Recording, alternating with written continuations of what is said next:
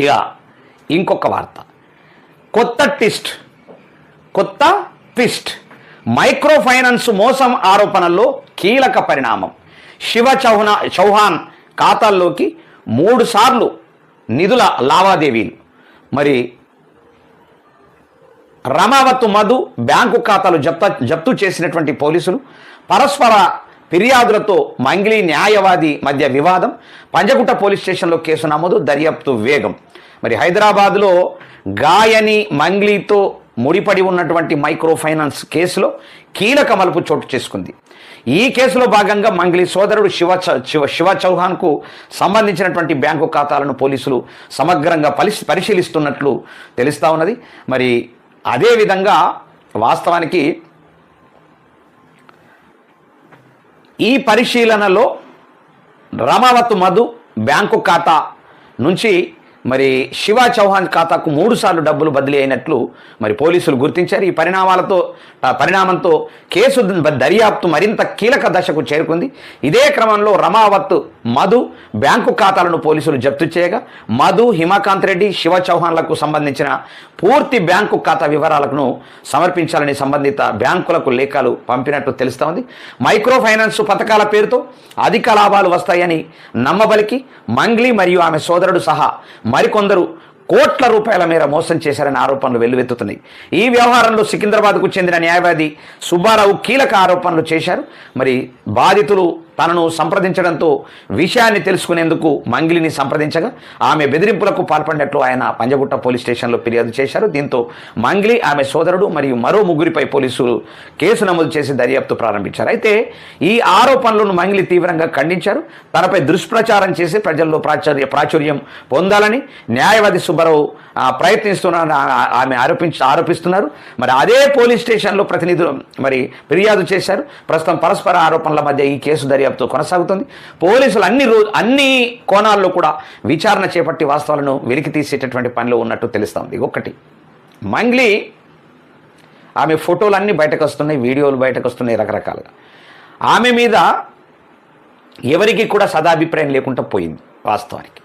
ఇక్కడ ఏంటంటే సరే ఆమె పేరు పెట్టుకొని వాళ్ళ తమ్ముడు ఆల్రెడీ ఈ ఫైనాన్స్ కంపెనీలో భాగస్వామ్యమై పెట్టిండా, ఆమెకు తెలిసి జరిగిందా అనేటటువంటిది పక్కకు పెడితే ఇవాళ 9 మంది బాధితులు ఆల్రెడీ చనిపోవడం జరిగింది. 9 మంది మామూలుగా ఒకరు చనిపోయేటటువంటి పరిస్థితి వస్తుంది ఇక్కడ.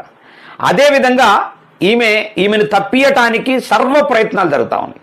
సో ఏమైనప్పటికీ మంగ్లీని కాపాడటానికి అనేక మంది ప్రయత్నం చేస్తున్నప్పటికీ ఆ కేసు మాత్రము ఆమెకు తీవ్ర స్థాయిలో మరి మెడకు ఉరితాడు పడేటటువంటి పరిస్థితి అయితే వస్తున్నది. ఇవాళ ఎవరు నమ్మే పరిస్థితి లేదు. విపరీతమైనటువంటి ట్రోలింగ్స్ జరుగుతూ ఉన్నాయి. విపరీతమైనటువంటి పురాణము ఇవాళ బూతులు మాట్లాడేటటువంటి పరిస్థితి ఇవాళ మంగ్లీ మీద ఏర్పడ్డది. ప్రతి ఒక్కరు కూడా చాలా హట్ అవుతున్నారు. ఎందుకంటే వాళ్లకు సంబంధించినటువంటి వాళ్ళ కుల వర్గానికి సంబంధించినటువంటి వాళ్ళనే చాలామందిని మోసం చేసినటువంటి పరిస్థితి ఇవాళ కనబడతా ఉన్నది. ఇవాళ ఇన్ని రోజులైంది ఒక కేసును ఛేదించి వాళ్ళను జైల్లో పెట్టడానికి ఇప్పటికీ నెల రోజుల నుంచి ఇది ఆల్రెడీ కొనసాగుతున్నది. కానీ ఇంకా నిజమైనటువంటి వాస్తవాలు రావట్లేదా, నిజమైనటువంటి వాస్తవాలు తెలియట్లేదా, ఏం జరుగుతుంది అనేటటువంటిది కూడా ఇప్పటిదాకా ఎవరికి తెలియనటువంటి అంశాలు. ఒకరి మీద ఒకరు ఆ సుబ్బారావు అనేటటువంటి లాయరు, ఈమె ఒకరి మీద ఒకరు కేసులు పెట్టుకోవడం జరుగుతూ ఉన్నది. కానీ ఇప్పటి వరకు పోలీస్ వ్యవస్థ మరి ముఖ్యమంత్రి రేవంత్ రెడ్డి తన చేతుల్నే ఆల్రెడీ లా అండ్ ఆర్డర్ ఉన్నది, పోలీస్ వ్యవస్థ ఉన్నది. మరి ఆయన చేతుల్లోనే మంత్రి పదవి కూడా, ఏదైతే మంత్రి పదవి ఉందో ఆ మంత్రి పదవి కూడా ఆయన చేతుల్నే ఉంచుకున్నాడు.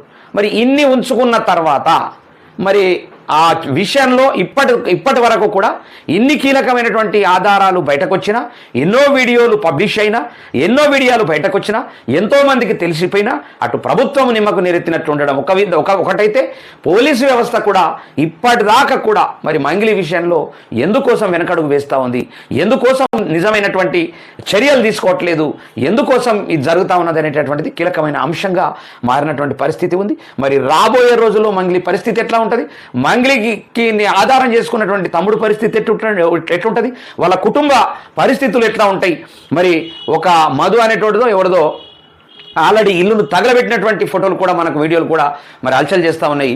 మరి ఏం జరుగుతుంది అనేటటువంటిది చూడవలసిందా ఉన్నది. ఇక కాబట్టి చూద్దాం ఏం జరుగుతుందో మంగ్లీ విషయంలో. మనం ఏం మాట్లాడతాం, ఏం మాట్లాడినా ఉపయోగం లేదు. ఆమెకు బల్బు ఎక్కువైపోయి మంగిలి పొంగిలి అయిపోయింది, పొంగిలి పోయి జంగిలి అయిపోయింది. మంగిలి పొంగిలి అయింది, పొంగిలి పోయి జంగిలి అయింది. ఆమె మంచిగా పాటలు పాడుకొని బతకక నేను ఏ రాజకీయ పార్టీకి నేను పాటలు పాడినా, ఏ పార్టీకి నేను అది చేసినా నాకు కోట్ల రూపాయల ఆఫర్ వచ్చింది అనేటటువంటి వీడియో మనం ఆల్రెడీ చూసినాం. మరి ఇవాళ జగన్ గారికి పాడినటువంటి వీడియోలు ఇప్పుడు ఆల్రెడీ హల్చల్ చేస్తూ ఉన్నాయి. ఒకటి కాదు, ఆమె మాట్లాడిన ప్రతి అంశము ఆల్రెడీ అబద్ధంగా ఇలా ట్రోల్ అవుతా ఉన్నది.